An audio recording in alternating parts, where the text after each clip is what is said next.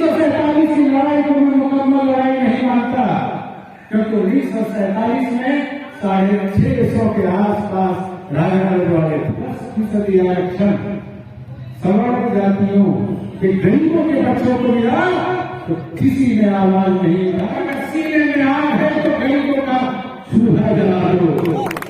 गरीबों का चूल्हा जलाने का आग अगर सीने में है तब सामने आकर बात करो। और जब तक इस सरकारी स्कूल पब्लिक स्कूलों के बराबर नहीं होंगे, मुकम्मल आजादी पूरी नहीं होगी।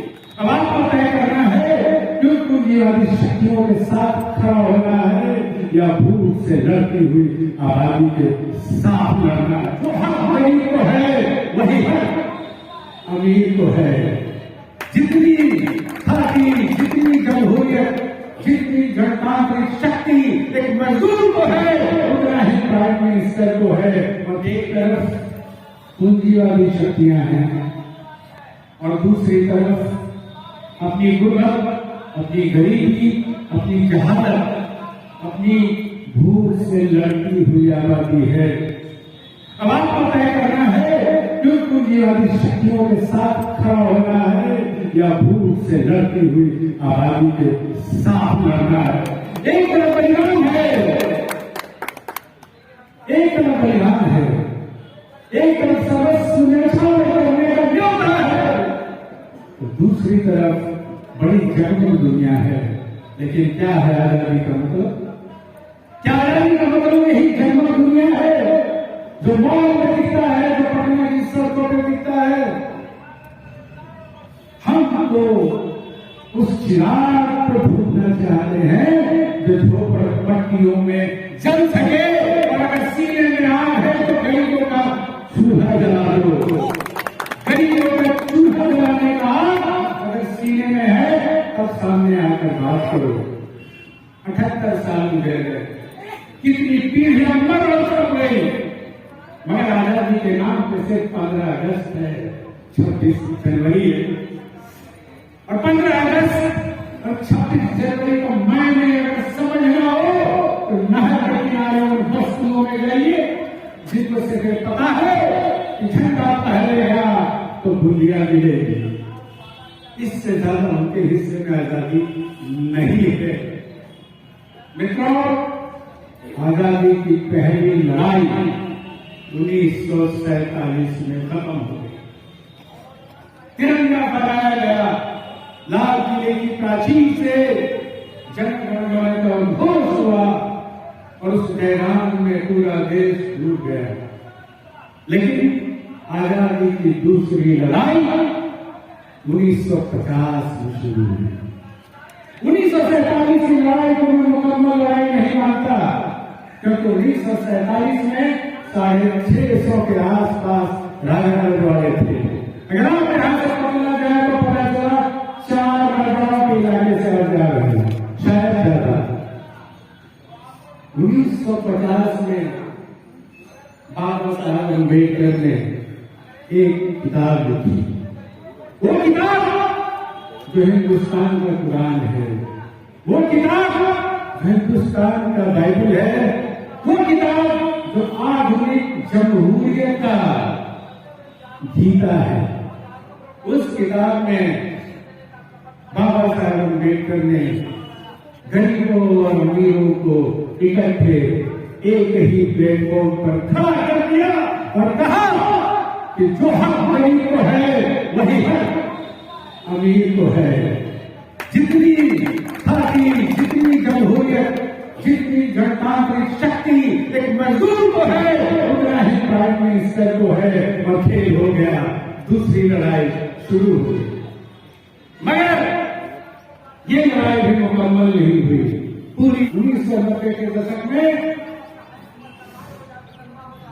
मंडल कमीशन लागू हुआ। ऐसा लगा हिंदुस्तान जल गया। ये हिंदुस्तान ही है जहां मंडल कमीशन की घोषणा होते ही लगा जैसे हिंदुस्तान सुलग उठा।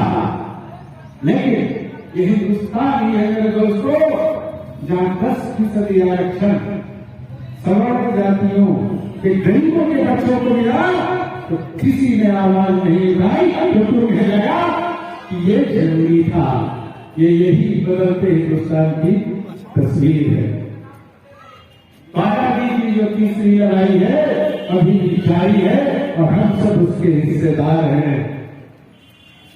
ये अब्दुल रफीक, ये घमंडी और ये हमारे जनाब पत्रकार, ये सब उसी लड़ाई के कल पुर्जे हैं।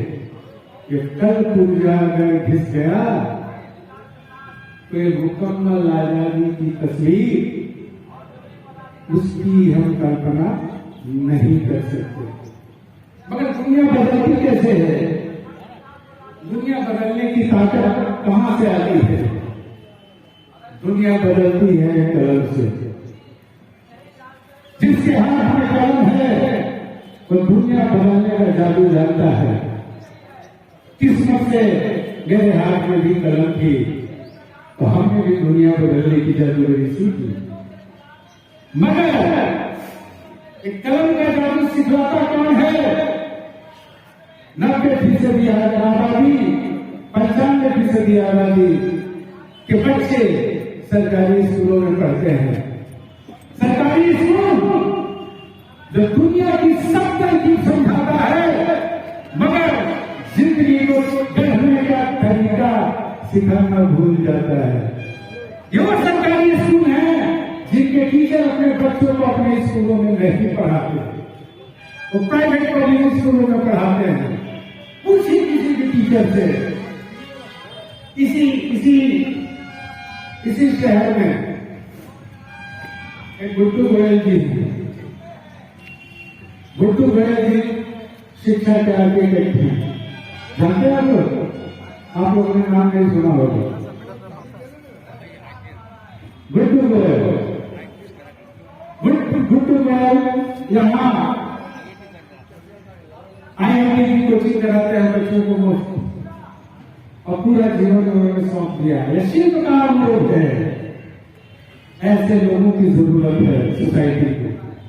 तो मैं कह रहा था कि दुनिया बदलती है कलम से, कलम के जादू से।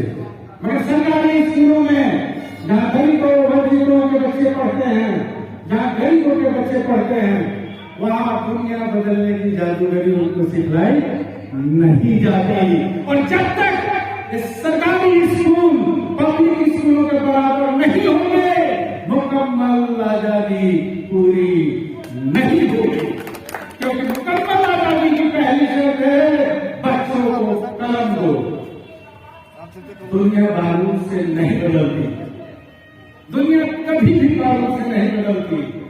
बारूद से दुनिया सुलझ सकती है, बदल नहीं सकती। बारूद से नफरत पैदा हो सकती है, मगर दुनिया में सपने नहीं रहे जा सकते। इसीलिए जरूरी है कलम। तो ऐसी राजनीति करिए, ऐसी पॉलिटिक्स करिए जो कलम की जादूगरी पर बात करता हो, जो उन गरीब बच्चों के बारे में बात करता हो, जो उन वंचित बच्चों के बारे में बात करता हो, जो जिंदगी के हाशिए पे फेंक दिए गए हैं, जिनके लिए दुनिया बहुत मतलब नहीं रखती। तो एक बार फिर मैं आप सबसे आह्वान करूंगा कि अगर इस धरती को बदलना है, अगर इस धरती की किस्मत बदलनी है, अगर इस धरती की तस्वीर और तकदीर बदलनी है, तो पहली लड़ाई कलम के लिए करो। ये कलम है, ये पेन है जो लड़ाई का जादू पैदा करेगा। आप सबों ने मुझे यहां आमंत्रित किया, मुझे यहां बुलाया, सम्मान दिया। अरे सम्मान कोई नया नहीं है, यह आपका बहुत पुराना तरीका है।